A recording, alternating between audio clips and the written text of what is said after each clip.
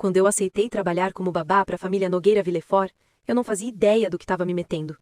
Eu tinha apenas 20 anos, estava precisando de dinheiro e, sinceramente, pensei que seria só mais um daqueles empregos cansativos, mais tranquilos, tipo colocar a criança para dormir, preparar lanche, essas presas normais.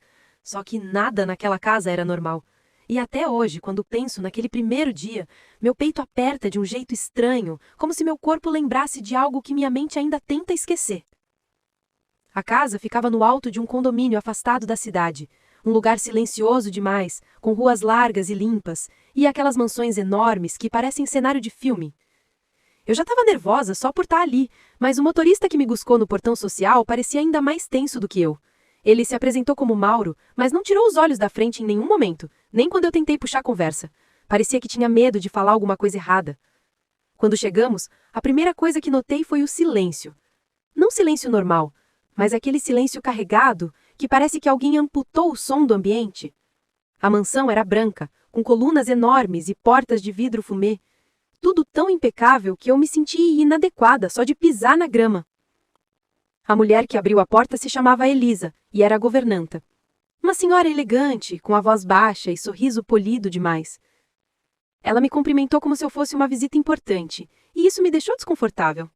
Eu não sabia ainda, mas naquela casa todo mundo falava daquele jeito, baixo, controlado, como se alguém estivesse sempre ouvindo. Ela me guiou pelos corredores imensos, mostrando cada cômodo com uma calma quase ensaiada, e eu juro que meu reflexo aparecia em tudo. Paredes, mesas, janelas. Eu tive a impressão de que estava sendo observada, e várias vezes olhei para trás achando que alguém estava me seguindo. Mas não havia ninguém. Pelo menos eu achava que não. Quando finalmente chegamos ao quarto de quem eu iria cuidar, Elisa parou diante da porta e respirou fundo antes de entrar. Foi naquele segundo que eu senti o primeiro arrepio real. Algo naquela pausa dela me deu a sensação de que cruzar aquela porta ia mudar minha vida de algum jeito. O quarto era enorme, iluminado por uma janela gigantesca que dava para um jardim atrás da casa. No centro, sentado no chão e brincando com blocos de madeira, estava o menino, Arthur, de 5 anos.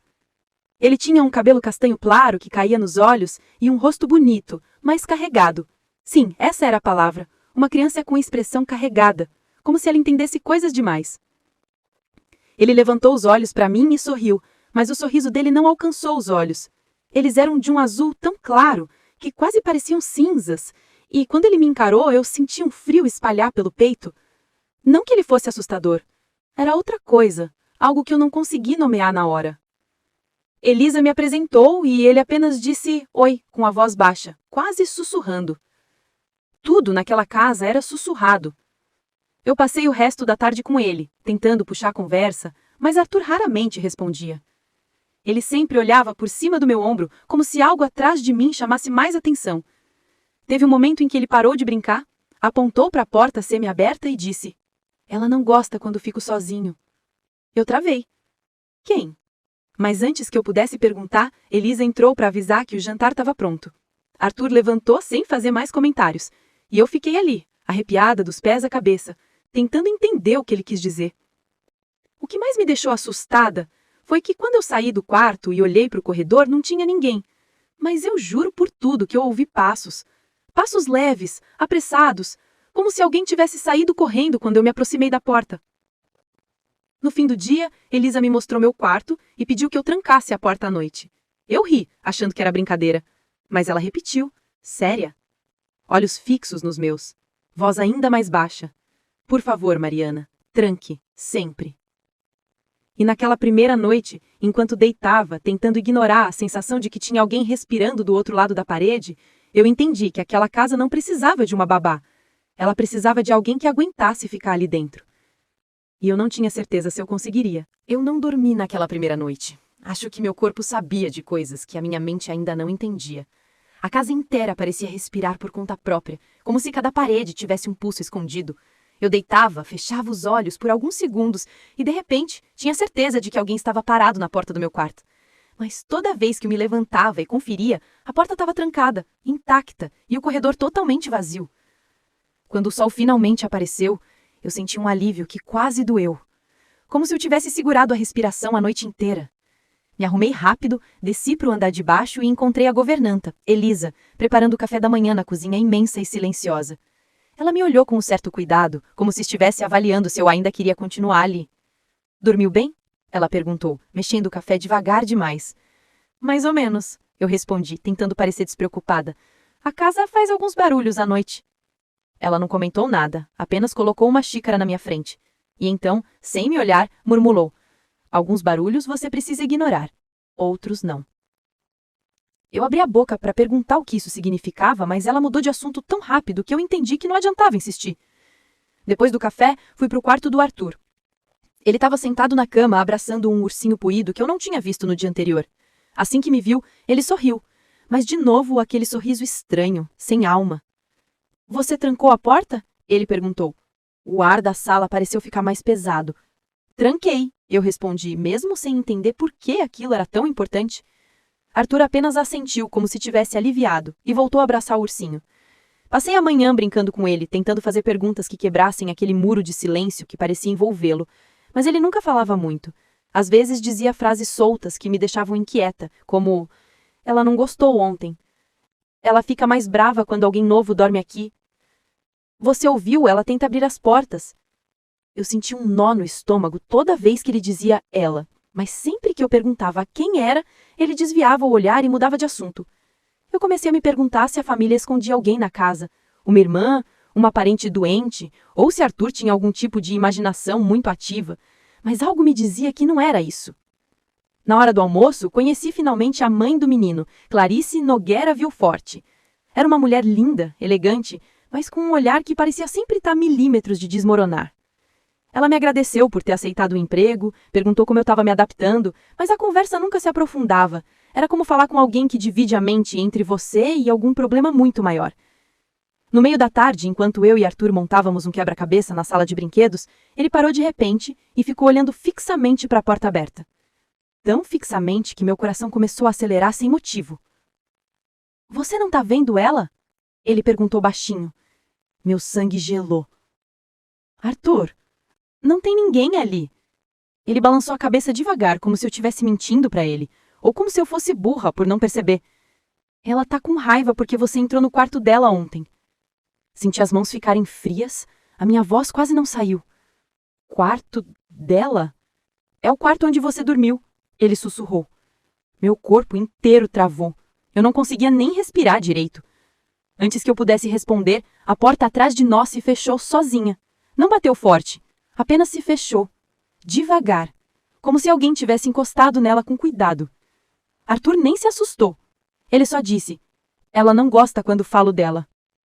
Eu me levantei imediatamente e fui abrir a porta, mas a maçaneta parecia quente, como se o sol estivesse descansando atrás dela. Quando consegui puxar, o corredor estava vazio. Claro, silencioso demais. Eu senti meu coração batendo no pescoço. Naquela noite, eu decidi não dormir no meu quarto. Sentei na cama, encostada na parede, com todas as luzes acesas, e por volta das 2 da manhã, ouvi o som mais suave e mais aterrorizante da minha vida. A maçaneta da minha porta tentando girar. Devagar, como se alguém do lado de fora estivesse experimentando a força.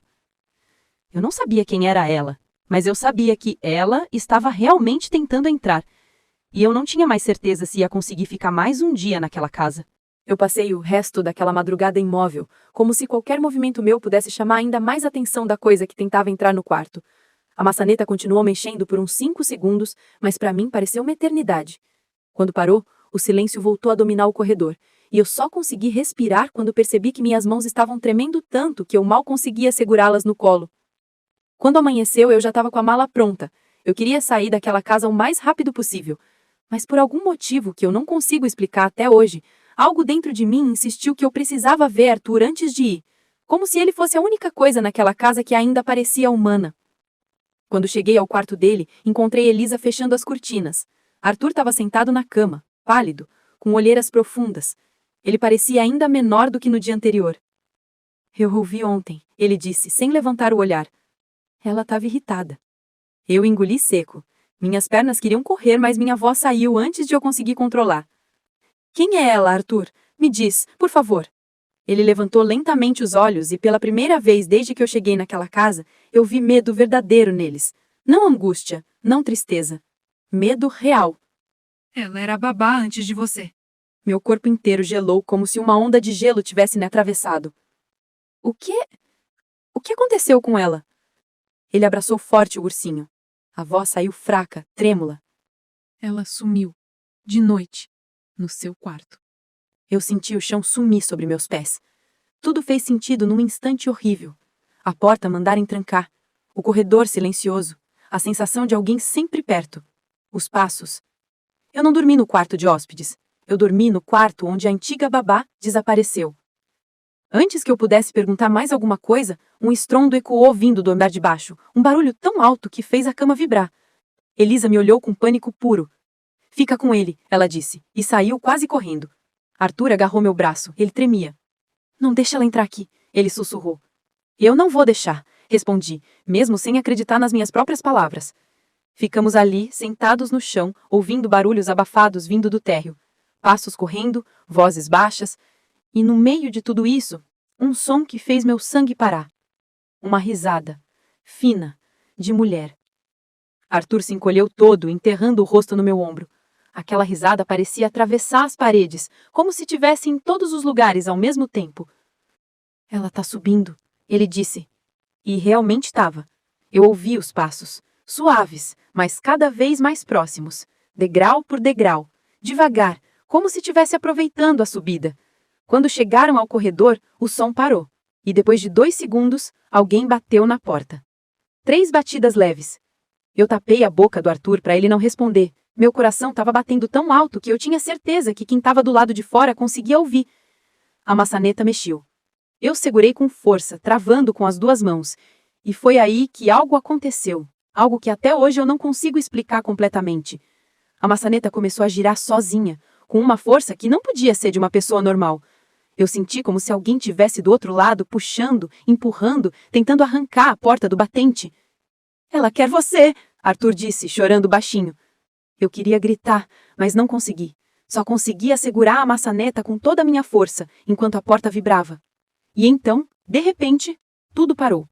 Silêncio completo. Eu fiquei paralisada. Segundos depois, ouvi passos se afastando no corredor. Lentamente. Descendo as escadas. Quando Elisa voltou, ela estava branca como papel. Ela me olhou como se eu tivesse cometido um pecado grave. Você precisa ir embora agora, ela disse. Antes que ela mude de ideia. Eu não discuti. Peguei minhas coisas, desci as escadas sem olhar para os lados e saí daquela casa como se estivesse fugindo de um incêndio invisível. O motorista me levou até o portão, sem dizer uma palavra. E eu juro que quando olhei pela janela do carro, vi uma mulher parada no último andar da mansão, observando, o rosto obscuro, os cabelos caídos sobre os ombros. O carro virou a esquina e ela desapareceu da vista. Mas desde aquele dia, às vezes à noite, eu ouço aquela mesma risada fina, bem perto da porta do meu quarto. E eu nunca mais durmo com a porta destrancada. Uau, você ficou até o final! Parabéns! Deixa o like, se inscreve e compartilha com um amigo. E não esquece de me seguir nas outras redes sociais com o @História de Kimbap. Aqui, cada história é enrolada com carinho, igual a um bom kimbap.